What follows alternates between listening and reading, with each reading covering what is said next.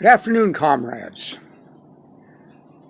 There are some people that might have objections to the spiritual socialist ideology because they sincerely believe that the system of economics and government that we have in the United States and in the Western world are the best possible worlds, the best possible systems that man can devise.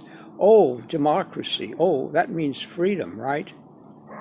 Yeah, right.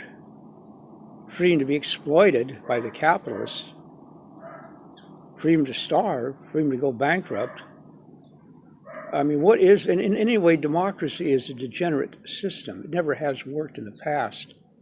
It never will work in the future. I think that Plato said that next to anarchy, democracy was the worst system. So when I talk about spiritual socialism, we're not talking about a democracy. We're talking about a hierarchy, but again, this is not going to be the kind of hierarchy that we have in the capitalist societies where the super rich rule everything. This will be a hierarchy where the best, the finest people, the Aryans, the noble, and this is not any racial connotation to the word Aryan. It has nothing to do with National Socialist Germany or anti-Semitism or racism of any kind. Anybody of any race who is noble can be an Aryan. Aryan simply means a person of noble spirit.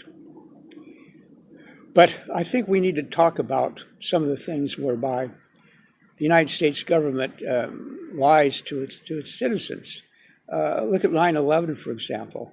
All the evidence is overwhelming that it was a false flag operation that was done by the CIA and the Israeli Mossad.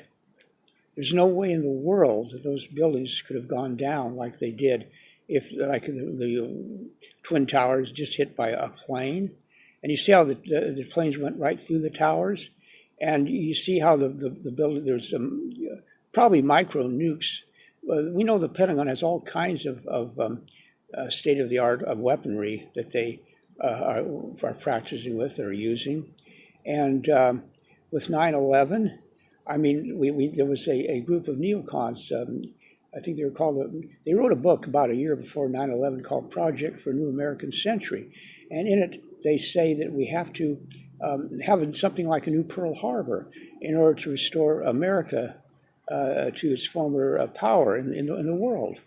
And remember that after the Soviet Union collapsed, of course, the military-industrial complex needed a new enemy. So what could be more convenient than a false flag operation blaming the Muslims? We know that bin Laden had nothing to do with it whatsoever. He was a CIA asset, and he died in December 2001 of kidney failure. And so all those videos were faked. And look at Building 7. It went down at, I think, 5:30 in the afternoon. It wasn't even hit by a plane. Classic controlled demolition. And the owner, Larry Silverstein, said there was so much loss of life that we had to pull it. So obviously it was controlled demolition. But in order to, you can't just rig a building in a matter of a few hours. Yeah, obviously they had that rigged quite a couple of weeks, at least probably in advance. So the whole thing was a lie. Everything they told us about 9/11 was a lie. And American people, by and large, bought into it. Why? American people are very naive. They don't realize how this government lies to them and how the powers that be are not on their side. They're on the side of the big moneyed interests, the interests of international capitalism and Zionism. And look at the dancing Israelis. And they said, oh, we're here to document it. And what do? They sent them right back to Israel. What do they do with the metal? They didn't even analyze it forensically. They sent it right to China. You know, I mean, William Rodriguez, the janitor there, he said that even before the buildings collapsed, even before the plane hit the building, there was an explosion in the sub-basement. Before the planes hit the building. Think of that. So it was rigged. It was all a gigantic hoax, a gigantic lie. So we could get into these wars. And look at the other lies. Saddam Hussein has weapons of mass destruction. Just an excuse to go in there and destroy the government of Iraq, which had a fairly good system, actually. And it kept its people in one of the most prosperous countries in the Middle East. I mean, so what we see is America going around gangster-like, bullying the world, taking out any governments that do not support international corporate capitalism. Look what they do with Gaddafi. I mean, it's insane. Why does the American people put up with this? And I'm not advocating any type of violence, remember that. The spiritual socialist civilization, society that we're going to build is going to be built on love and peace and not on hate and violence. No violence of any kind do I recommend. The truth, the main weapon in our struggle against the Zionist capitalist money power is going to be the internet. And until they figure out a way to censor it, we're in good shape. Because we're on this, our ideas are coming, more and more people are waking up all around the world. And this is a good thing. Mm-hmm. And we're going to have a new type of socialism. It's not going to be based upon materialism. It's going to be based upon spirituality. Not religion, but spirituality. There's a big difference there. I think that science is proving now that the universe is nothing but energy, vibrating at various frequencies. If we raise our frequency high enough, we can actually tap in to higher planes, to higher dimensions.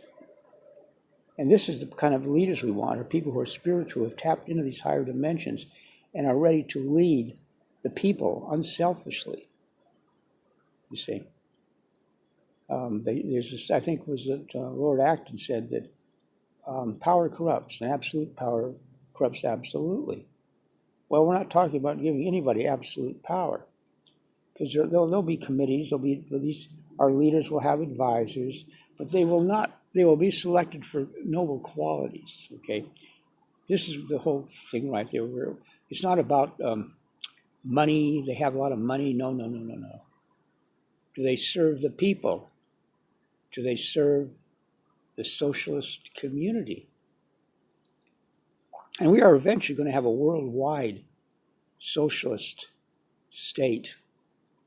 That's the only way we can get rid of nuclear weapons, okay? Is have a total control. But it's not like the New World Order of Zionism and capitalism. This is going to be a New World Order based upon spirituality and socialism. There's a big difference. A big difference. There's nothing wrong with world government. People say, oh, one world government. No.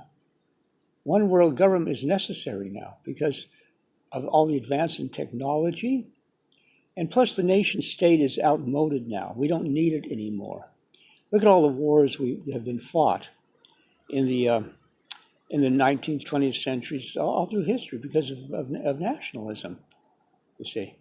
We need to realize that there's only one nation, the Aryan nation, the noble nation. There's only one race, the race of humanity. This is what the key to the future, to the age of Aquarius, to the golden age of peace that is coming. And nobody can change that because it's here, it's coming. In another 30 years, my feeling is that this will be a paradise on earth. We may go through some tough times, comrades. There may be a financial collapse. There may be all kinds of disturbances in the world, but it's